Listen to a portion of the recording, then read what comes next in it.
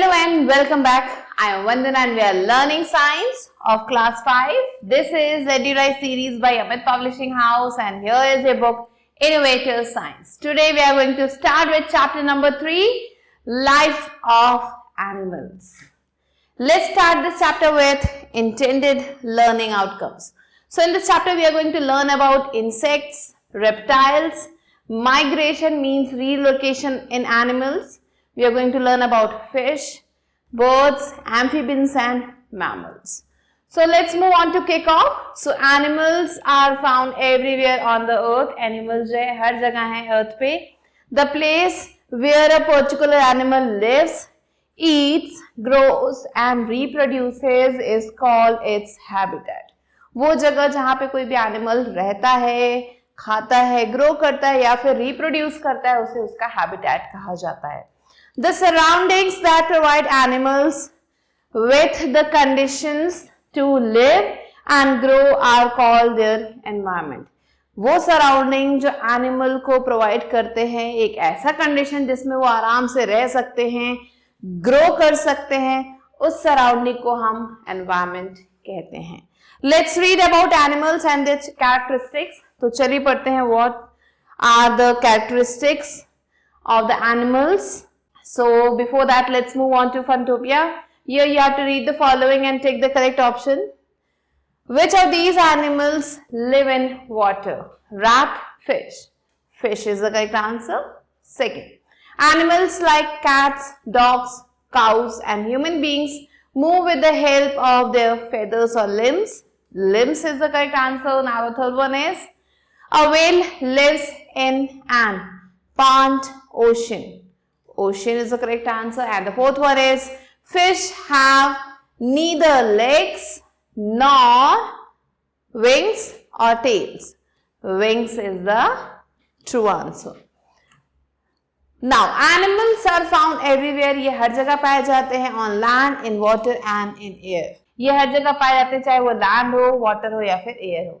Since animals live in different surroundings, each one has its own lifestyle. क्योंकि ये जो animals हैं ये अलग अलग सराउंडिंग्स में रहते हैं इसलिए इनके जो लाइफस्टाइल है वो भी काफी अलग है एक दूसरे से. A large animal kingdom is grouped into 6 categories. जो एनिमल किंगडम है उसे आप 6 कैटेगरीज में ग्रुप कर सकते हैं on the basis of certain features. उनके कुछ फीचर्स हैं उनके according.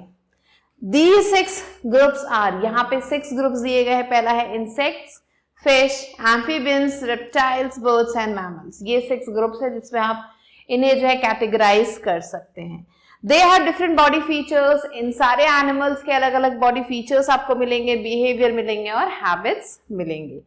They have special structures for feeding, breathing, movement, reproduction, growth and protection from weather and predators. ये जितने भी एनिमल्स हैं इनके आपको स्पेशल स्ट्रक्चर मिलेंगे. इनकी फीडिंग हैबिट्स अलग है, इनके ब्रीदिंग हैबिट्स अलग है, मूवमेंट अलग है, रिप्रोडक्शन अलग है, ग्रोथ अलग है और प्रोटेक्शन फ्रॉम वेदर और प्रोटेक्शन फ्रॉम प्रेडेटर्स ये भी अलग है. So now let's move on to insects. So insects form the largest group of animals living on land. Land पे जितने भी एनिमल्स उसमें सबसे ज्यादा अमाउंट में आपको ये इंसेक्ट्स मिलेंगे. वाटर में भी आपको सबसे ज्यादा इंसेक्ट्स मिलेंगे और एयर में भी. They are numerous in number. ये काफी ज्यादा अमाउंट में है. So pictures of some of the common insects are given below. यहाँ पे कुछ पिक्चर्स दिए गए कुछ कॉमन इंसेक्ट्स के, जैसे कॉकरोच हो गए, butterfly, grasshopper, mosquito, leaf insect, ant, dragonfly, stick insect and bed bug. ये कुछ इंसेक्ट्स हैं. The body of an insect consist of head, thorax and abdomen. जो इंसेक्ट की बॉडी है वो इन 3 पार्ट्स में डिवाइडेड है. The head bears a pair of feelers. Head में आप देखेंगे एक पेयर ऑफ फीलर्स मिलेंगे जिससे ये क्या कर सकते हैं, यहाँ पे आप देख सकते हैं एंड ये इससे जो फील कर सकते हैं चीजों को. They have compound eyes and mouth parts. इनके जो है हेड पार्ट में आपको आईज मिलेगा, माउथ मिलेगा. Suited to its method of feeding. जिस तरीके का मेथड ऑफ फीडिंग होगा उस एनिमल का उसके अकॉर्डिंग जो है ये सारी चीजें आपको मिलेंगी. The insects like cockroaches and grasshopper have strong biting and chewing mouth organ. अब ये जो इंसेक्ट्स हैं जैसे कि कॉकरोचेस हो गए या ग्रासहॉपर हो गए, इनके जो बाइटिंग और च्यूइंग माउथ ऑर्गन है ये काफी ज्यादा स्ट्रॉन्ग मिलेंगे. Mosquitoes and bugs have piercing mouth organs. इनके जो माउथ ऑर्गन है वो काफी ज्यादा बिग है एंड पियर्सिंग होता है फॉर सकिंग ब्लड, और इसके मदद से ये आराम से ब्लड को सक कर सकते हैं. House flies have a spongy pad like tongue. House fly का जो टंग है वो एक पैड जैसा स्पॉन्जी है. बटरफ्लाइज एंड बीज have long coiled sucking tongue. Butterflies और बीज जो है इनका जो टंग है वो काफी ज्यादा लॉन्ग कॉइल्ड है, सकिंग है. और ट्यूब कॉल्ड प्रोबोसिस, या फिर इन्हें हम प्रोबोसिस कहते हैं. और इंसेक्ट्स हैव 6 legs. जितने भी इंसेक्ट्स हैं उनके पास 6 legs होते हैं. The insects crawl bye means of their legs. ये जो इंसेक्ट्स हैं ये अपने लेग्स के थ्रू क्रॉल करते हैं. Ants, beetles and cockroaches use their legs for walking. ये जो एंड्स हैं, बीटल्स है या जो कॉकरोचेस है ये अपने लेग्स को यूज करते हैं वॉक करने के लिए. A grasshopper uses its powerful hind legs to hop. So grasshopper क्या करता है, अपने पीछे के जो hind legs है उन्हें यूज करता है हॉप करने के लिए. The insects living in water use the legs as ears while swimming. अब वो इंसेक्ट्स जो पानी में रहते हैं वो अपने legs को यूज करते हैं, ईयर का काम करते हैं वो. एंड एग्जाम्पल आप देख सकते हैं यहाँ पे water boatman. Now most insects have wings which they use to fly in the air. ज्यादातर जो इंसेक्ट्स हैं उनके पास विंग्स होते हैं जिनको ये यूज करते हैं फ्लाई करने के लिए एयर में. Insects like lice, bugs and termites don't have wings. अब ये जो इंसेक्ट्स हैं इनके पास आपको विंग्स नहीं मिलेंगे. They move by crawling. ये क्रॉल करके मूव करते हैं. Insects like flies, butterflies and mosquitoes breathe through tiny holes. अब ये जो इंसेक्ट्स हैं जैसे फ्लाइज हो गए, बटरफ्लाइज हो गए या फिर मॉस्किटोज हो गए, ये छोटे छोटे होल्स होते हैं इनकी बॉडी में, उससे ये ब्रीथ करते हैं एंड इन होल्स को हम स्पेरेकल्स कहते हैं. Insects pass through a series of stages in their development from an egg to the adult stage. अब इंसेक्ट्स डेवलपमेंट के प्रोसेस में बहुत सारे सीरीज से गुजरते हैं. एक से एडल्ट फेज तक वो आते हैं and this is called life cycle और मेटामॉर्फिस. इसे हम लाइफ साइकिल या फिर मेटामॉर्फिस कहते हैं. The 4 stages in the life cycle of an insect are, अब यहाँ पे 4 stages दिए गए हैं इंसेक्ट के लाइफ साइकिल में. वो है egg, larva, pupa and adult. Insects such as the butterfly, mosquito and moth undergo all these 4 stages in their life cycles. अब ये जो इंसेक्ट्स हैं जैसे कि बटरफ्लाई हो गए, मॉस्किटोज हो गए या फिर मोथ हो गए, ये जो है इन 4 लाइफ साइकिल के स्टेजेस से गुजरते हैं. तो आप देख सकते हैं लाइफ साइकिल बटरफ्लाई का, जिसमें पहले एक एग होता है, फिर वो लार्वा मींस कैटरपिलर में कन्वर्ट होता है, फिर वो एक प्यूपा में कन्वर्ट होता है जिसके आसपास आप देख सकते हैं कुकून बनता है, and then an adult butterfly transforms. तो ये थी लाइफ साइकिल एक बटरफ्लाई की. Now have you seen a wingless cockroach in your kitchen? क्या आपने कभी भी एक विंगलेस कॉकरोच को देखा अपने किचन में जिसके पास विंग्स ही नहीं है? It is not a wingless cockroach but the young one of an adult cockroach. ये कोई wingless cockroach नहीं है, ये क्या है? एक young one है, एक छोटा बच्चा है, एक adult cockroach का. And it is called a nymph. इसे हम nymph कहते हैं. Insects like cockroach, grasshoppers and termites do not undergo all the stages during their development from egg. ये जो इंसेक्ट्स है ये सारे स्टेजेस को पार नहीं करते अपने डेवलपमेंट के टाइम पे. The egg hatches into a nymph. Egg जो है एक निम्फ में हैच होता है. The nymph grows directly into adult. Nymph जो डायरेक्टली एडल्ट में कन्वर्ट हो जाता है. तो यहाँ पे आप देख सकते हैं सिर्फ आपको 3 स्टेजेस दिखेंगे. Next comes fish. So fish has a boat shaped body. जो फिश है उसकी जो बॉडी है वो बोट के शेप की होती है. It has head, body, tail and wide mouth. So इसके पास हेड मिलेगा, आपको बॉडी मिलेगा, टेल मिलेगा और माउथ मिलेगा विथ मूवेबल लोअर जॉ. और इसकी बॉडी का जो लोअर जॉ है वो हमारे लोअर जॉ की तरह मूवेबल है. It swims with the help of fins. अपने फिन्स की मदद से ये जो है आसानी से स्विम कर पाती है. It also has a pair of eyes in the head. इसके head में आपको eyes मिलेंगे. It breathes with the help of gills. ये gills की मदद से breathe in करती है. Fish take water through its mouth. Mouth से ये water को लेती है. As the water passes through the gills, जैसे ये पानी gills से जो है आगे जाता है, ये जो gills हैं इससे आगे जाता है, the oxygen dissolved in water is absorbed. जो भी ऑक्सीजन पानी में है वो सारा absorb हो जाता है and carbon dioxide is given out और carbon dioxide release होता है. Gills are red in color due to the abundant supply of blood. So blood जो यहाँ पे काफी ज्यादा सप्लाई होता है गिल्स में, इसकी वजह से ये रेड दिखते हैं हमें. Fish are covered with a layer of flexible overlapping scales. जो फिश है वो जो बहुत सारे स्केल से ढकी हुई होती है जो काफी ज्यादा फ्लेक्सिबल होते हैं और एक दूसरे के ऊपर ओवरलैप कर रहे होते हैं. It reproduces by laying eggs और ये एग्स को ले करके जो है रिप्रोड्यूस करती है. तो आप देख सकते हैं अलग अलग बॉडी पार्ट्स फिश के. Now let's learn about amphibians. So the animals that can live both on land and in water are called amphibians. वो animals जो land और water दोनों जगह पे रहते हैं उन्हें हम amphibians कहते हैं. Frogs, toads, salamanders, newts, water snakes, crocodiles, tortoises and crabs are amphibians. ये कुछ examples हैं amphibians के. The skin of amphibians is smooth and without scales. जो skin होती है इनकी ये काफी ज्यादा smooth और बिना scales के होती है. The body of a frog is divided into a head and a trunk. और जो frog है उसकी body जो head और trunk में divide की जाती है. It has a pair of bulging eyes. यहाँ पे आप देखेंगे तो एक pair of bulging eyes मिलेंगी on either side of its head. Head के दोनों तरफ. A pair of outer membranes called tympanum are present on the head. Head पे आपको एक membrane मिलेगा, यहाँ पे आप देख सकते हैं. And they are useful for hearing. ये सुनने के काम आता है.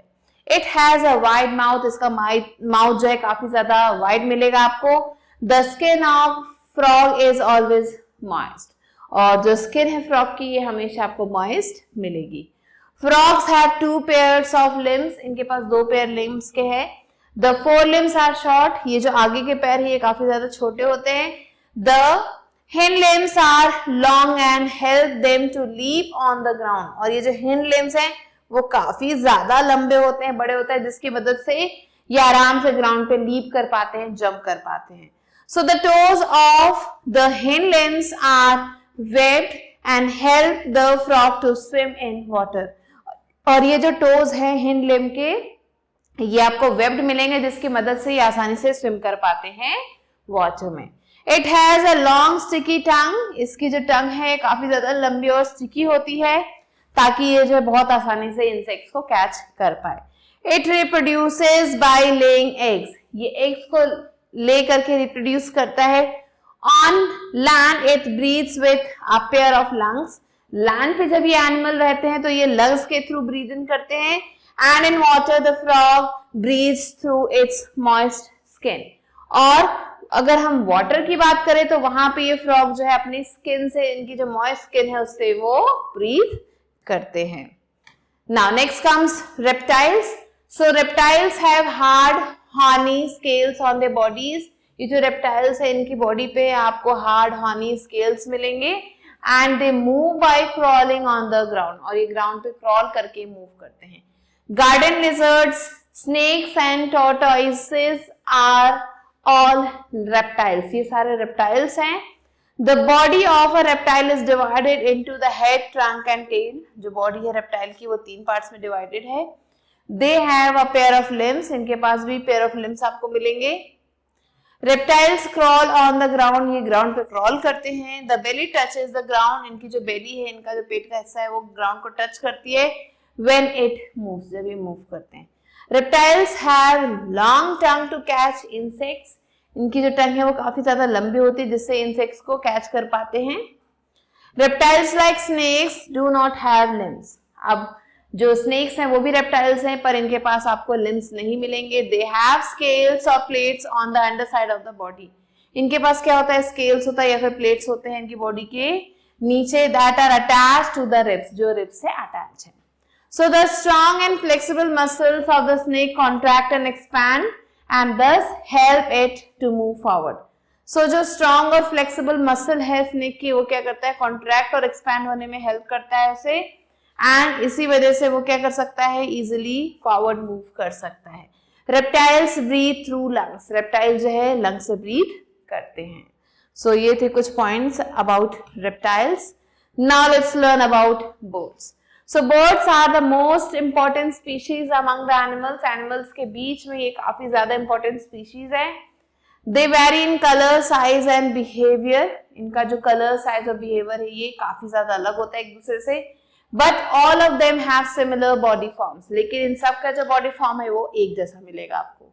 The body of the bird is divided into head, neck and trunk. 3 parts में इनकी body को हम divide कर सकते हैं.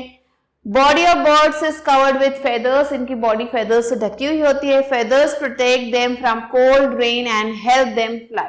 Feathers क्या करते हैं, इन्हें cold से, rain से बचाते हैं और इन्हें उड़ने में help करते हैं. Birds breathe through lungs. Birds भी जो है lungs से breathe करती हैं. The jaws of birds are modified into beaks. जो jaws हैं birds के, उनको beak में modify किया जाता है. On land a bird can move with the help of a pair of legs. Land पे जो बर्ड है वो पेयर ऑफ लेग्स की मदद से जो है मूव कर पाती है.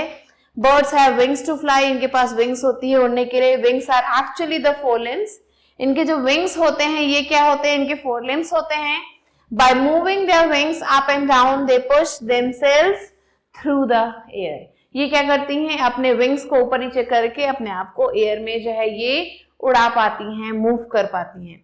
There bodies are small and light making it easy for them to fly. इनकी जो बॉडी है वो काफी ज्यादा छोटी और लाइट होती है जिसकी वजह से ये आसानी से उड़ पाती हैं. Birds use their hind limbs to perch on a branch. ये अपने हिंड लिम्स को यूज करती है ब्रांच पे पर्च करने के लिए किसी भी ट्री के. एंड टू वॉक और हॉप ऑन द ग्राउंड, और वॉक और हॉप करने के लिए. However not all birds can fly. सारी बर्ड्स उड़ नहीं सकती. Ostrich, emu and penguin can not fly because they have large heavy bodies. क्योंकि इनकी जो बॉडी है काफी ज्यादा लार्ज और हैवी है.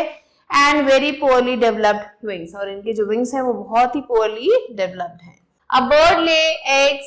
bird जो है egg जो है अंडे देती हैं. and an egg hatches into a baby bird. और ये जो egg है ये एक baby bird में convert हो जाता है जब वो hatch करते हैं. Now let's learn about mammals.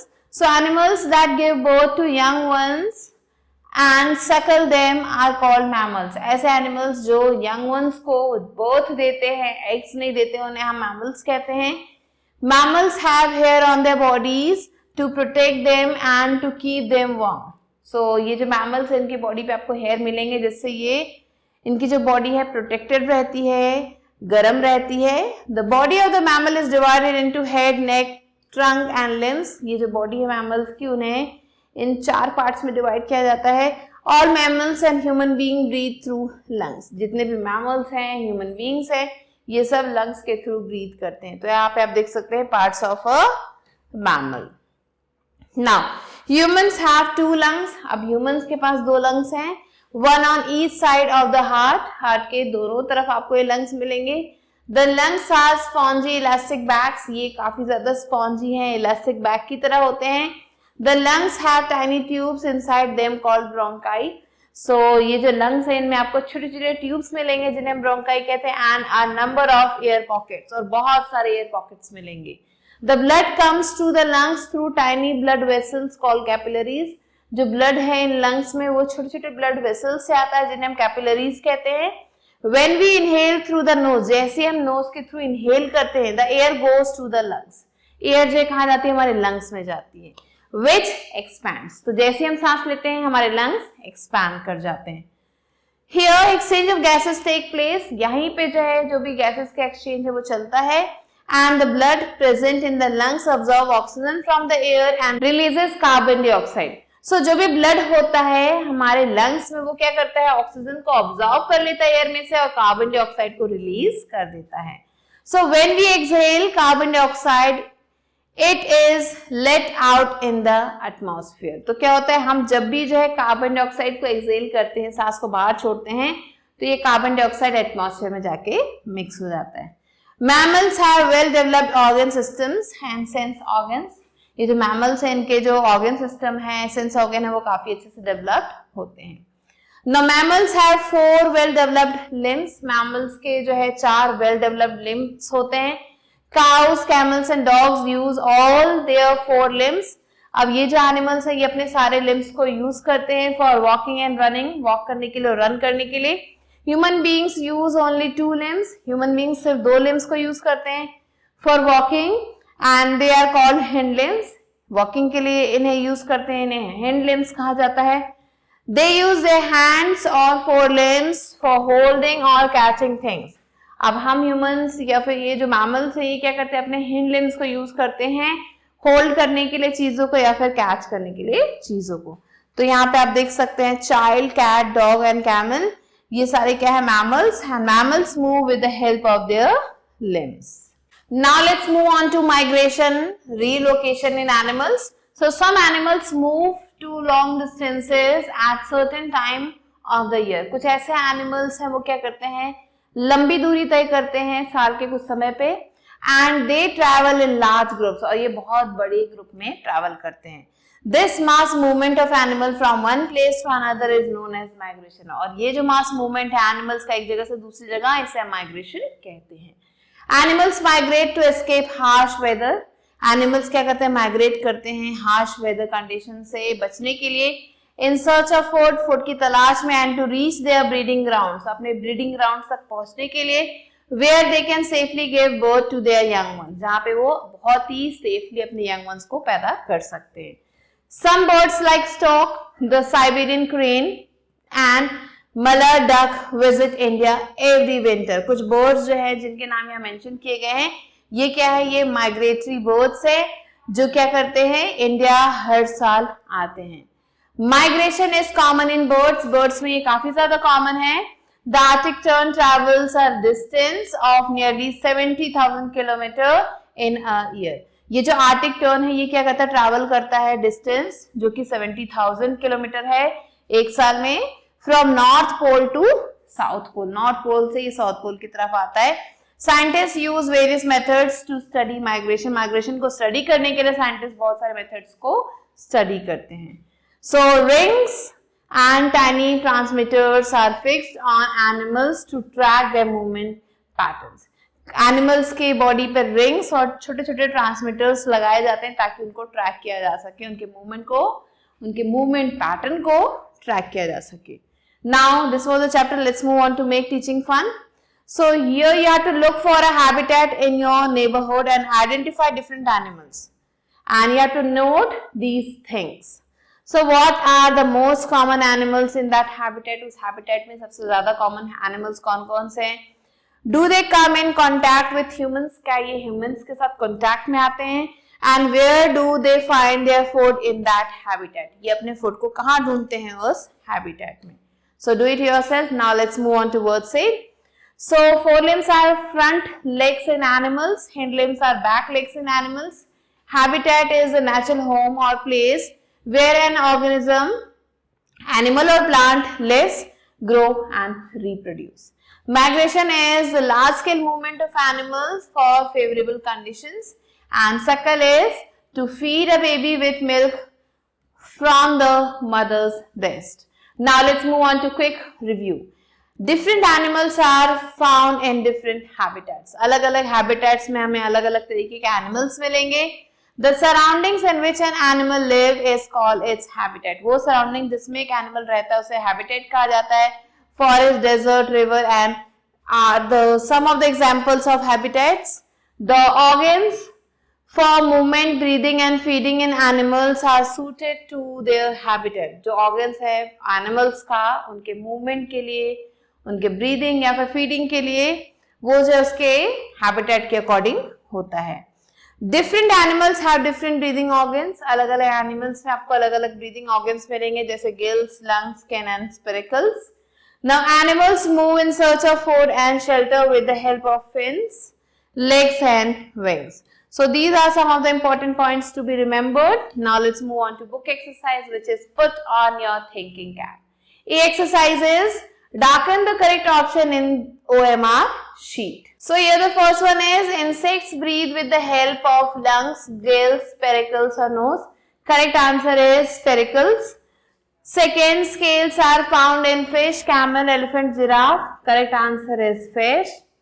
Third, deer is an herbivore, carnivore, omnivore or scavenger. Here the correct answer is herbivore.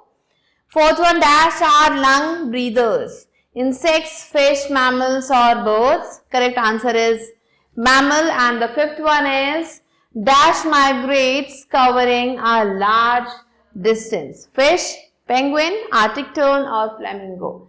Correct answer is Arctic tern. So these are the answers. Now let's move on to B exercise. Fill in the blanks with the correct words from the box. Now let's move on to B exercise, which is fill in the blanks with the correct words from the box. Here the first one is insects are numerous in numbers. Second, insects like flies, butterflies and mosquitoes breathe through tiny holes in their bodies called spiracles. Third, fish reproduce by laying eggs. Fourth, frogs live both on land and in water. Fifth one, the blood comes to the lungs through tiny blood vessels called capillaries. And the sixth one is all mammals and human beings breathe through lungs. Seventh, mass movement of animals from one place to another is known as migration. So these are the answers to be written. Now let's move on to C exercise, which is match the following. Here two columns are there, column A and column B. So lion lives in forest. Fish breathe through gills. Snakes, they are without scales. Arctic tern is a migratory bird. Tortoise, strong and flexible muscles they have. Crow is an omnivorous bird. Frog is an amphibian, and insects use their spiracles to breathe in. Now let's move on to D exercise, which is take the odd one out and we have to give reasons also. So here the first one is snake, turtle, crocodile, lizard. The odd one out is turtle because it has a bony shell. The rest of them don't have. Now second one is lion, snake, deer, wolf. So here snake is the odd one out because it is a reptile. Now third one, cow, rabbit, rat, squirrel. And the odd one out is cow because it is a domestic animal. Similarly, number 4, kiwi, crow, ostrich, emu. So crow is the odd one out, and it is because it can fly, the rest of the birds cannot fly. Now let's move on to E exercise, which is give 2 examples of each. Insects, ants and bees, reptiles, lizards and crocodiles, amphibians, salamanders and newts, migratory birds, swallows and cranes. So these are the answers. Now let's move on to F exercise, which is give a short answer. Here the first one is what is the natural place of living of an animal called? So the natural place of living of an animal is called its habitat. Second, how does a frog breathe when it is in water? So when a frog is in water, it breathes through its moist skin. Third, why do animals migrate? Animals migrate because of many factors. They migrate to find food. They migrate to find favorable condition to produce their young ones. Now, fourth one, what are the breathing organs of a fish or prawn? So, the breathing organ of a fish or prawn is the gills. They breathe through gills. Now, fifth one, what are amphibians? So, amphibians are cold-blooded vertebrates and they can live both on land and water.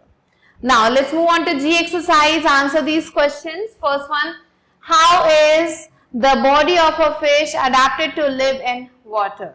So, the fish is adapted to live in water because they have streamlined bodies and their body is like a boat, because of which they can easily move in water.